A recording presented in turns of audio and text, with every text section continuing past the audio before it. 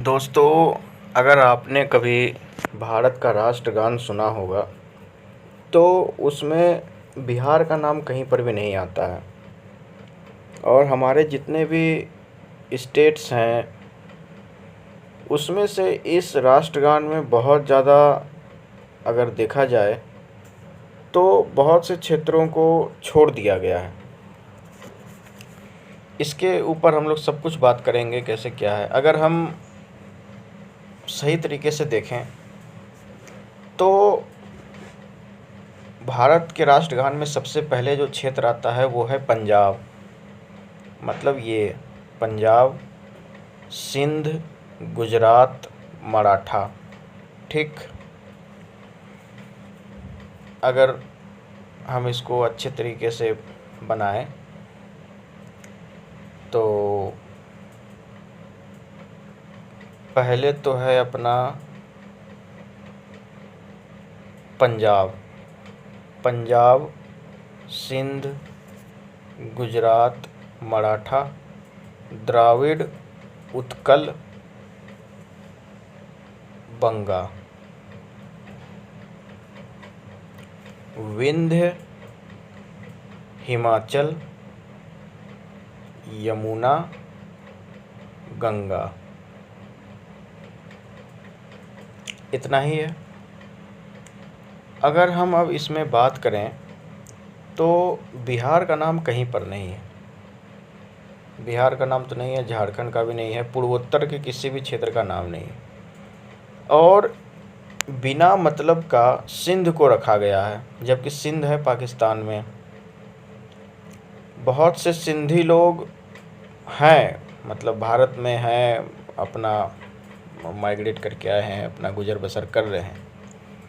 लेकिन बात उस चीज़ की नहीं है। बात उस चीज़ की है कि जिस क्षेत्र को लेकर के न भारत का कोई प्लान है कि इस क्षेत्र को हमें आगे चल के भारत में सम्मिलित करना है, न वहाँ के लोगों में, जो वहाँ का, जैसे सिंध का अगर हम डेमोग्राफिक्स भी देखें तो सिंध का डेमोग्राफिक्स नहीं है हिंदू मेजोरिटी का। और भारत और पाकिस्तान का बंटवारा हुआ था हिंदू मेजोरिटी और मुस्लिम मेजोरिटी को देखते हुए। तो जो क्षेत्र भारत में नहीं है उसके नाम को रखा गया है, और जो क्षेत्र भारत के साथ है, बड़े शान से जुड़ा हुआ है, प्राउड करता है, उसके नाम को नहीं रखा गया है। अब कुछ लोग बोलेंगे कि ये रविंद्रनाथ टैगोर जी जब लिख रहे थे तो उसमें बंगाल, ये पूरा बंगाल था, तो इसी कारण से बिहार भी उस समय बंगाल में ही था, इसी कारण से जो है जब बंगा है तो उसी में बिहार आ गया। ये बहुत ही गांडू वाला तर्क है। तर्क नहीं, कुतर्क है, जो कि ये उन लोगों के हिसाब से तर्क है, लेकिन फैक्ट के अनुसार से, जनरल तरीके से ये कुतर्क है, और बहुत ही हगा हुआ कुतर्क है ये बंगालियों के द्वारा। क्योंकि उड़ीसा का भी कुछ पार्ट था, तो फिर उत्कल को क्यों कहा गया? द्राविड़ बोला गया है तो द्राविड़ तो था नहीं उस समय। अगर प्रेसिडेंसी के हिसाब से ही देखना है तो मद्रास बोल देते,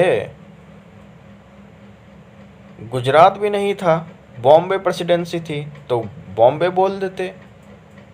ऐसा कुछ नहीं है, इसमें सरासर रविन्द्रनाथ टैगोर के द्वारा भेदभाव किया गया है। बंग को बता दे, पूरे के पूरे पूर्वोत्तर को छोड़ दिया गया। और अगर चलो आप बिहार नहीं बोल रहे, उस समय बिहार टर्म कॉइन नहीं था, हो तो गया था बिहार टर्म कॉइन, लेकिन चलो अगर ये बोलते हैं कि बिहार एक बहुत ही मॉडर्न टर्म था, नहीं ये करना था स्टेट का, तो आप मगध बोल देते। जिस बिहार के कारण से पूरा आज के भारत से लगभग इतना बड़ा साम्राज्य, ये पूरा इतना बड़ा साम्राज्य आज के भारत से लगभग 1.75 या 2 गुना बड़ा साम्राज्य को जहाँ से कंट्रोल किया जा रहा था बिहार के मगध से, उसका पूरे राष्ट्रगान में कहीं पर नाम ही नहीं है।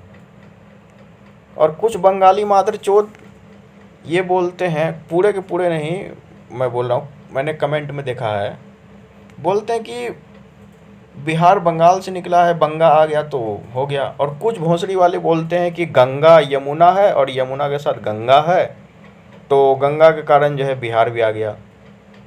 तो फिर भाई अगर उसी हिसाब से है तो फिर विंध्य जो पर्वत है वो तो यूपी में भी है, एमपी में भी है, तो फिर उस हिसाब से तो यूपी का 2 बार नाम काउंट हो गया। पर्वत का जब नाम लिया जाता है विंध्य, हिमाचल, यमुना, गंगा, तो विंध्य पर्वत तो यूपी में भी है और विंध्य पर्वत बिहार में भी है, थोड़ा बहुत उसका कैमूर रेंज तक आता है। तो यूपी का तो 3 बार नाम आ गया। यमुना भी है भाई, यमुना में भी यूपी को काउंट हुआ, गंगा में भी यूपी को काउंट हुआ, विंध्य में भी यूपी को काउंट हो गया। ये सब केवल और केवल कुतर्क है और कुछ नहीं है।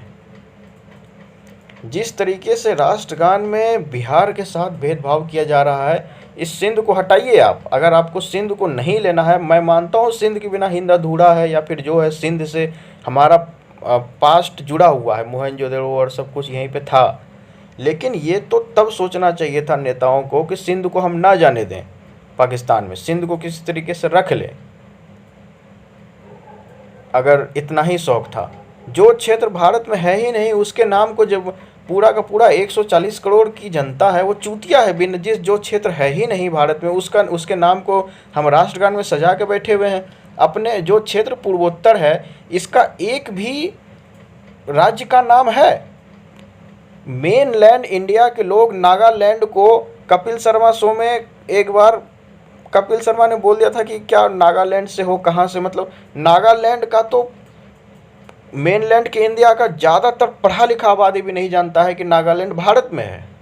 नागालैंड समझ के वो लोग आइसलैंड और वो स्वीडन और पता नहीं उस स्विट्जरलैंड जैसा समझ लेते हैं कि कोई दूसरा देश है। मैप दिखाकर पूछ लिया जाए कि ये कौन सा राज्य का नक्शा है, तो बता नहीं पाएंगे। ज़्यादातर मेन लैंड इंडिया के लोग, इस लाइन से इधर के लोग बता ही नहीं पाएंगे कि कौन से स्टेट का कौन सा सीएम है, कौन से स्टेट की कौन सी कैपिटल है। या फिर केवल कैपिटल बोलकर पूछा जाए कि भाई शिलोंग की कैपिटल, मतलब शिलोंग किस स्टेट की कैपिटल है, तो ज़्यादा से मतलब पढ़े लिखे दिल्ली, मुंबई और पटना में बैठे लोग नहीं बता पाएंगे। ये क्या चल रहा है?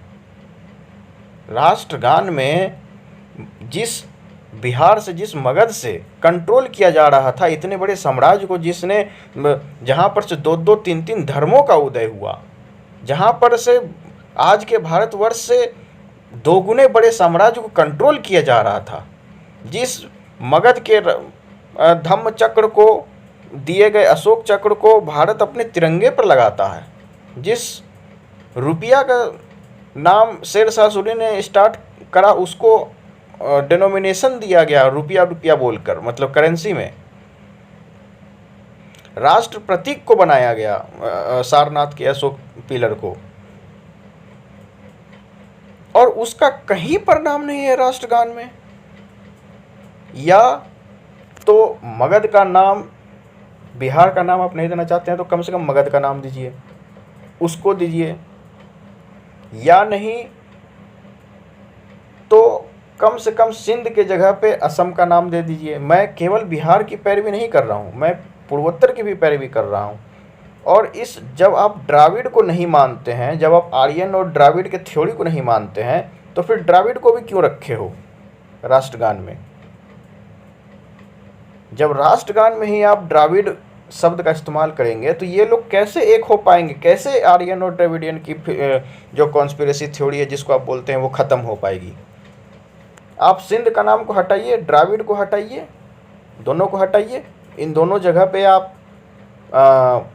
प्रेजेंट में किसी प्रांत का नाम दीजिए, मगध का नाम दीजिए, आप पूर्वोत्तर, पूरा ही पूर्वोत्तर बोल दीजिए, द्राविड़ की जगह पे पूरा पूर्वोत्तर बोल दीजिए, सिंध के जगह पे मगध बोल दीजिए। कुछ तो करिए। राष्ट्रगान ही एक तरीके से कंट्रोवर्शियल अगर रहेगा तो राष्ट्र का क्या इसमें ये रहेगा? अब पंजाब हो गया, सिंध हो गया, गुजरात, मराठा, द्राविड़, उत्कल, बंगा। राजस्थान कहाँ गया? छत्तीसगढ़ कहाँ गया? झारखंड कहाँ गया?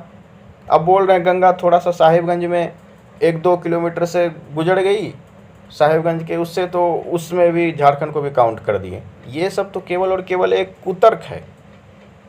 अच्छा, फिर पंजाब, सिंध, गुजरात, मराठा बोल रहे हैं, तो फिर ये लद्दाख और जम्मू कश्मीर कहाँ गया?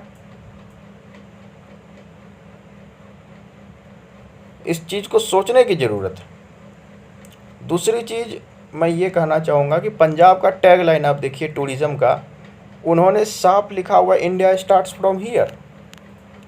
कितना गलत टैग लाइन इन्होंने यूज़ कर रखा है। इंडिया यहाँ से स्टार्ट होता है तो जम्मू कश्मीर क्या, यहाँ के लोग वाले मतलब क्या हैं? इस टैग लाइन को तुरंत ख़त्म करना चाहिए। यूपी ने लिखा है, यूपी नहीं देखा तो इंडिया नहीं देखा। क्यों? ये टैग लाइन भी बहुत गलत है। यूपी नहीं देखा तो इंडिया नहीं देखा, ये क्या है? मतलब UP is equal to India proof करना चाह रहे हैं कि यूपी नहीं देखा तो इंडिया नहीं देखा। अगर कोई बंदा इंडिया के अंडमान निकोबार को आकर के देखता है, यहाँ रहा अंडमान, ठीक है, इंडिया का पार्ट है ये, यहाँ के ऊपर आकर के ये देख करके चला जाता है, यूपी वो नहीं देखता है, तो इसका मतलब क्या हुआ कि उसने इंडिया नहीं देखा। केवल UP is equal to India prove करना चाह रहे हो। ये दोनों चूतिया टैगलाइन को तुरंत प्रभाव से ख़त्म करना चाहिए।